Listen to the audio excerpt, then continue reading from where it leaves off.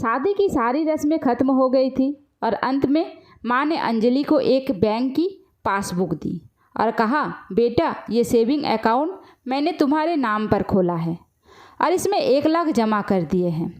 माँ ने आगे कहा, मेरी प्यारी बेटी, इस पासबुक को लो और इसे अपनी शादी की उन खूबसूरत यादों की तरह रखो जो तुम्हें ज़िंदगी भर याद रहेगी।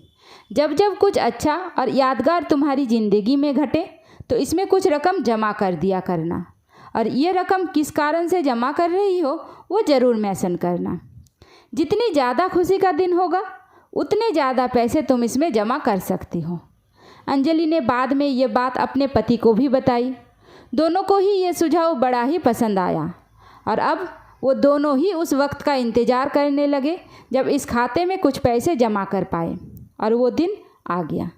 10,000 शादी के बाद पति का पहला बर्थडे मनाया, 20,000 पत्नी को नौकरी मिली, 50,000 पत्नी प्रेग्नेंट हुई, 40,000 पति को प्रमोशन मिला और ये सिलसिला आगे बढ़ता रहा।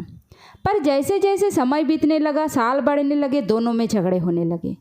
छोटी छोटी बातों पर वे अक्सर एक दूसरे के साथ बहस करते। धीरे धीरे दोनों के बीच बातें बंद हो गई। शायद उनके बीच का वो प्यार कहीं गुम हो गया जो पहले था। एक दिन अंजलि ने अपने माँ से बात की, माँ अब हम साथ नहीं रह सकते। हम दोनों ने ही ये फैसला लिया है कि अब हम तलाक लेकर अलग हो जाए। मुझे समझ में नहीं आ रहा कि मैंने ऐसे इंसान के साथ शादी करने का फ़ैसला कैसे लिया था। उसकी माँ ने कहा, बिल्कुल, इसमें कोई बड़ी बात नहीं है। तुम वही करो जो तुम्हारा दिल कहता है। अगर तुम दोनों ही साथ नहीं रहना चाहते तो अलग होने में ही भलाई है। लेकिन उससे पहले एक काम करो। तुम्हें वो पासबुक याद है जो मैंने तुम्हें तुम्हारी शादी के दिन दी थी? सबसे पहले उस खाते में जमा सारे पैसे निकालो और उन्हें खर्च कर डालो। तुम्हें ऐसी कमज़ोर शादी का कोई भी रिकॉर्ड नहीं रखना चाहिए। अंजलि अपनी माँ की बात से सहमत थी, इसलिए वो वहाँ से सीधे बैंक चली गई और बैंक में लाइन में लग गई ताकि उस अकाउंट को बंद करवा सके। जब वो लाइन में खड़े होकर इंतज़ार कर रही थी तब उसने एक नज़र उस पासबुक के अंदर लिखे रिकॉर्ड्स पर डाली। उसने पढ़ा और पढ़ता ही गई। वो सारी खुशियाँ, वो आनंद के पल जो उसने अपने पति के साथ जिए थे, सब उसकी आंखों के सामने आ गए और उसके आंखों में आंसू आ गए।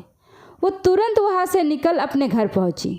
अंजलि ने घर पहुँचकर सबसे पहले वो पासबुक अपने पति के हाथों में रखी और बोली कि तलाक लेने से पहले इस खाते में जमा सारे पैसे खर्च कर दो और इस खाते को बंद कर दो। अगले दिन पति बैंक गया और खाता बंद कराने के लिए लाइन में लगा। जब वो लाइन में अपना नंबर आने का इंतज़ार कर रहा था तो उसने एक नज़र उस पासबुक पर डाली। उसने पासबुक के अंदर लिखे रिकॉर्ड्स को पढ़ा और पढ़ता ही गया। भूतकाल में अपने पत्नी के संग जिए वो खुशियों के पल, वो सुंदर यादें, वो प्यार के पल उसके नज़रों के सामने किसी मूवी की तरह चलने लगे। थोड़ी देर बाद वो भी बैंक से निकला और सीधे घर पहुंचा। घर पहुंचकर पासबुक उसने अंजलि के हाथ में रख दी। अंजलि ने जब उस पासबुक को खोलकर देखा तो उसमें एक नई एंट्री 10 लाख की थी और उसके कारण के रूप में लिखा था, ये वो दिन है जब मुझे ये एहसास हुआ कि मैं तुमसे कितना प्यार करती हूँ और ये भी कि तुमने मेरी ज़िंदगी में कितनी खुशियाँ लाई हैं। दोनों एक दूसरे के गले लग गए, खूब रोए और उन्होंने उस पासबुक को संभाल कर तिजोरी में रख दी।